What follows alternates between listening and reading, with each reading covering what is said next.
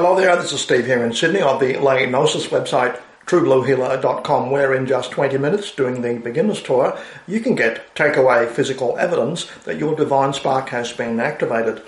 Following that, in about a week's time, you'll get some vivid messaging dreams and some other types of signalling also, and later on, long term, you'll get an internal mentoring voice that can steer you toward useful information, that is the names of websites, books you need to read, people you need to meet, even a single paragraph in a book. Okay, that's all free with physical evidence at truebluehealer.com, and I'll leave you with that.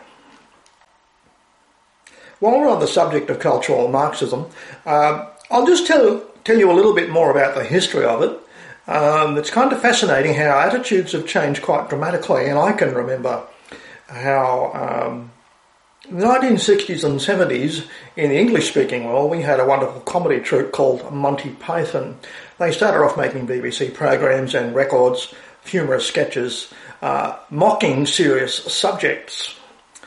And one of the things they did was they used to make humorous sketches mocking Marxism and university and learning generally and philosophy. And you might remember it was called the Communist Quiz, and they had Karl Marx, Che Guevara and Chairman Mao competing in a television quiz show to win a beautiful lounge suite, you see, and everyone's giggling at the hypocrisy of all this. And Chairman Mao ends up almost winning because he's smarter than everybody else. And finally he gets stopped in the final question when the lounge suite's over there, he can see it. And he's asked the final killer question, and Chairman Mao was asked, who won the 1949 FA Cup final? And of course he can't answer it, and he never gets the lounge suite, you see. Now the audience erupts in laughter because it's wonderfully silly. And there is another highly amusing sketch they make about Australian philosophers at the the University of Woolloomooloo in Sydney, and they have all these silly philosopher teachers. They're all called Bruce to prevent confusion, and they sing this ridiculous philosopher song, making a total mockery of serious subjects preached to them at university, because the Monty Python people got this material from Oxford University. And that was taught to them to stop them becoming nerds, okay? In case you don't know, John Cleese trained to become a solicitor, but somehow got involved in comedy writing, etc. So they spent the next 20, 30 years lampooning all the serious aspects of things that they were taught at university. And tens of millions of people in the Anglo-speaking world rolled up laughing, fell off their chairs laughing at these ludicrous quizzes where they send up serious subjects, making a total farce out of them, you see. And they did other things too. They touched on sensibilities such as racism, so you had those songs sung with great seriousness about never be rude to an Arab, a nigger, a kike or a Jew, that sort of thing. And that was done to goad the censors and those sorts of people. And they were forever pushing the boundaries of how far they could go without being offended, being someone's trying to censor them, stop their movies being shown. One of their movies was blocked, I seem to recall, but that's another story. In fact, there was a story made about that. All of these comedians are atheists because they don't like organised religions. Like, they basically say, who the hell are you to preach to me wearing a silly hat? What gives you the authority to tell me anything? And why should anyone listen to serious people talking in tall hats? John Cleese never stops making a mockery of religious people, you see. So there's a biting edge to the humour of Monty Python that laid English-speaking people in the aisles laughing for some 20 years. And a lot of their humour was sourced in compulsory anti-nerd courses at Oxford University. Now, contrast that with today, where a total reversal has occurred. Comedians have pointed out, I'm sure you've seen it somewhere, comedians complain they don't visit universities anymore because Political correctness has stopped all humour being possible, and today's generation of militant SJWs are just always looking for offence and basically even deplatform comedians. So there's no humour in universities anymore, it would seem, due to political correctness. That's a major change. Now, the other major change is that everyone takes the Marxism strand of the philosophy course with deadly seriousness. And that's disturbing, because if you take everything too seriously, you really go down the wrong track. Life isn't terribly serious. We've got to have jocular moments. We all need comedy relief from other people to cheer us up, that sort of thing. Because if we get deadly serious, as we are today, where everything is being politicised, I think we all suffer for everything being politically spun. Modern day Marxist courses, which are a part of the philosophy strand at university, often trigger natural religious tendencies in people, and they're unaware of it. And so here I'm going to give you the best answer to the religious conversion of people to Marxism, and it's done by the master father figure, the master drill sergeant, none other than Jordan Peterson at his finest, responding to a student who's just finished a book on Marxism. He closes the book, he puts it down and announces that he now knows how to rule the world. And like an idiot son, Jordan Peterson gets stuck into this very commonly occurring figure today amongst the ranks of modern university students. This is worth watching. And then when the Marxists say, well, that wasn't real Marxism, what it really means, and I've thought about this for a long time, it's the most arrogant possible statement anyone could ever make. It means, if I would have been in Stalin's position, I would have ushered in the damn utopia instead of the genocidal massacres, because I understand the doctrine of Marxism and everything about me is good.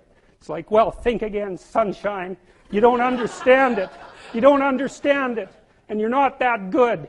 And if the power was in your hands, assuming you had the competence, which you don't, you wouldn't have done any better. And even if you had, there would have been someone else waiting right behind you to shoot you the first time you actually tried to do anything good. And that's what happened to all the old guard who ran the damn revolution.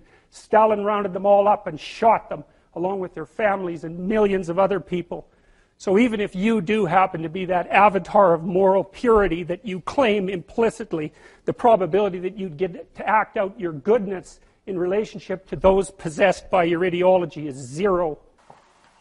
So there you have that, and not much could be said to follow that up. I don't think anyone could outdo him. That's exactly the right attitude to show to naive young fools who've had their natural religious tendencies triggered by a secular atheistic book full of outrageous claims that have all failed the truth test. So it's absolute nonsense is Marxism, and I think Jordan Peterson puts on a very heroic performance there that's very necessary.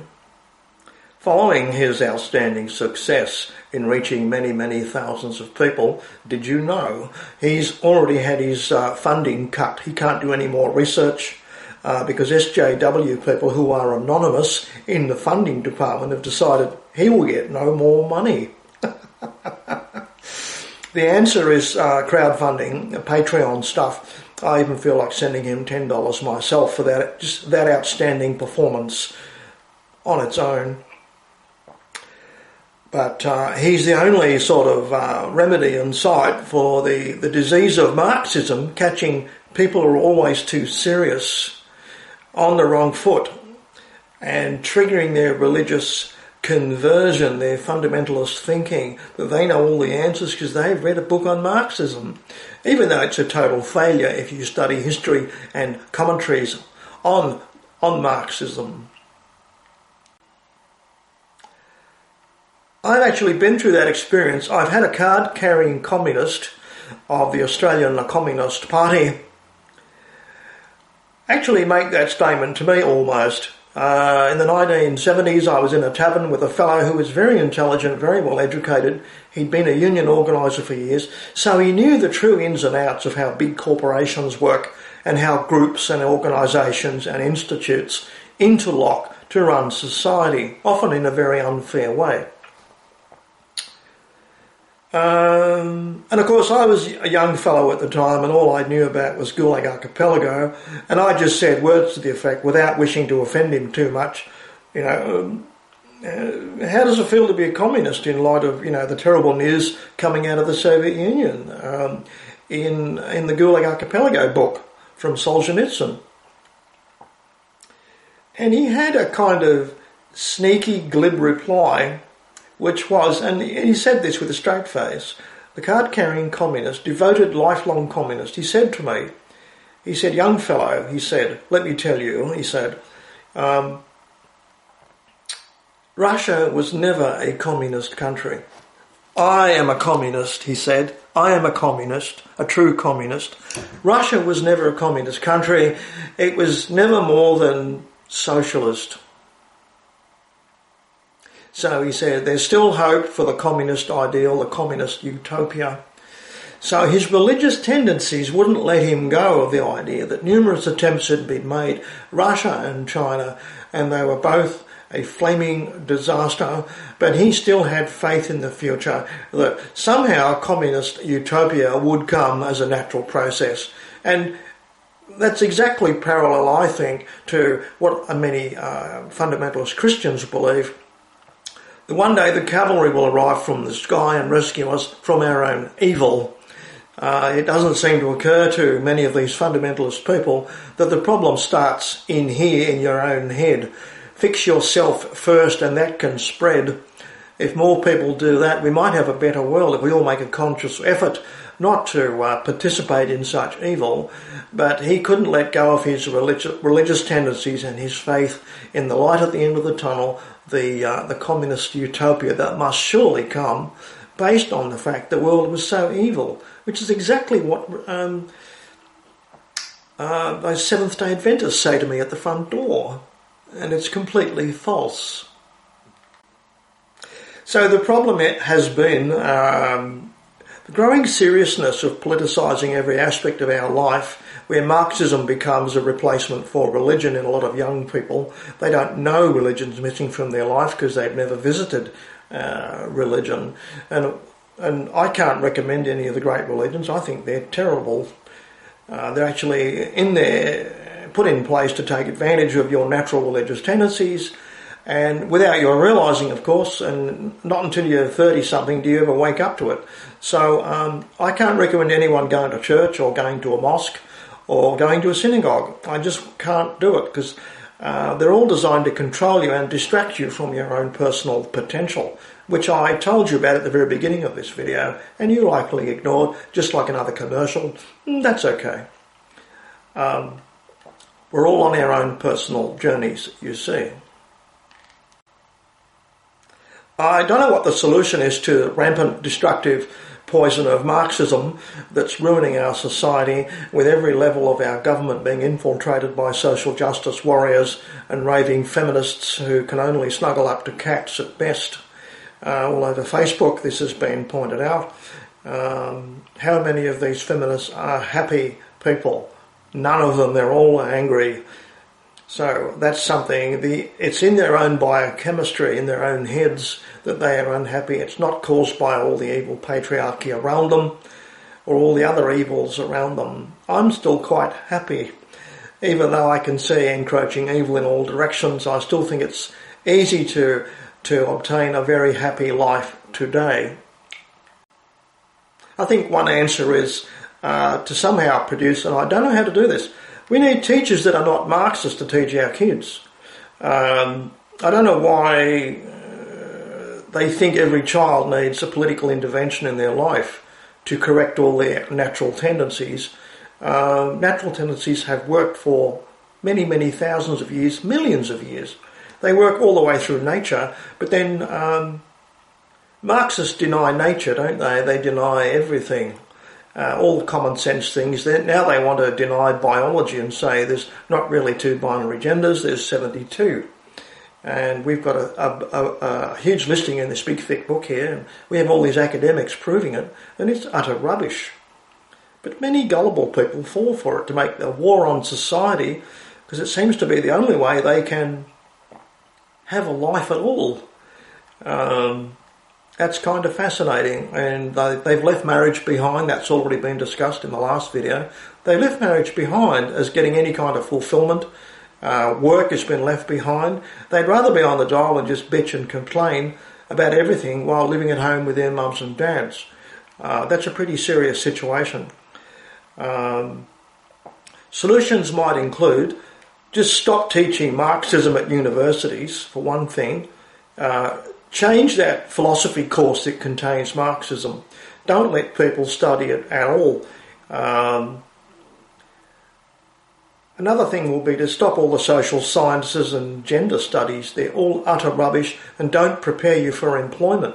Maybe more people going into trades and more people going in the army at a youthful age and being dressed down by drill sergeants might be a better way to educate people than putting them through university where they really aren't old enough to be there, because people are maturing slower and slower these days, it seems. Unless we can find a better way to produce school teachers, which seem to be the problem, brainwashing all our little kids, I don't see how we're going to arrest the decline in our society where all young people turn out to be social destroyers. I hope it isn't the only natural force that Theodore Roosevelt talked about, where you really got to live in a trench for 6 months full of blood and dead bodies to teach you the meaning of life. Yet Theodore Roosevelt could be right. I'll be terribly disappointed. But I know so many people today that you can't say anything to. They're very intelligent. Even university people who can't learn by listening. They're so intent on their own, what they're doing. They miss wisdom from other people that they just can't listen to. And they're intent on making mistakes or something. And I think we're all too busy today. We're overloaded with information, too much media. We all seem to be suffering from too much stress in our lives. Just making this up on the run, how do you produce non-Marxist school teachers? Here's a plan. Senior people, retired people, have a lot more spare time, and it's been revealed that they ultimately long-term become more proficient on computers than young people because of their basic, almost diligence, teaching themselves what they want to do, where they want to go. And they're from a previous generation, and I sit in McDonald's with some senior guys, all retired, and we all sit there and sort of play, grumpy old men going, oh, they never did that in my day, We used to learn the 3 R's, and all that sort of stuff. One thing, none of the old men I know in their 60s and 70s, none of them are Marxists. They all have a lifetime of practical common sense and experience from the university of life. So I'm wondering whether if you wanted to start homeschooling, you could sort of do it in a suburb, and you could have rotating retired people working casually. So young people get to be taught by a lot of different people. It gives them experience listening to different points of view, because you can be taught by a retired plumber, a retired electrician, a retired engineer. You won't be taught by a retired school teacher. They all die around age 65 because it's such a stressful job. But it might be a way of saving money and producing teachers much faster, because I don't know really why you have to go 4 years at university learning Marxism to produce a school teacher when all you're really teaching, you're supposed to be teaching, is the 3 R's, for goodness sake. I could be a school teacher. It would be easy for me. My sister is a gifted school teacher. She's received awards. But I'm sure there would be some people who would do it for something to do. A lot of people feel they've got nowhere to go and nothing to do when they retire. Their children have left home. They've got a great big house. What can I do? I just play golf, go on a few world trips. What else can I do? Well, that would seem to be an unused resource. Senior people are not sort of taken into the equation much these days when we consider personal resources in societies. And they're not all old crippled people, far from it. Only 5% of people go into aged care homes after age 65. Did you know that? So don't fall in the trap of ageism, thinking everyone over 65 has got a walking stick. It's absolutely false. There's people 95 years old walking around in my home suburb. Okay? So they're bright and chirpy and sharp as a tack. So I'm just suggesting this on the run as a suggestion. How do we produce non-Marxist school teachers? And it's sort of built on the idea of homeschooling, maybe a distinct possibility. You could give pensioners half pay or 3/4 pay or something like that to come and spend 3 days a week doing 4 hours teaching. And they will not be preaching Marxism for sure, because they're not going to be produced the same way. So how's that grab you?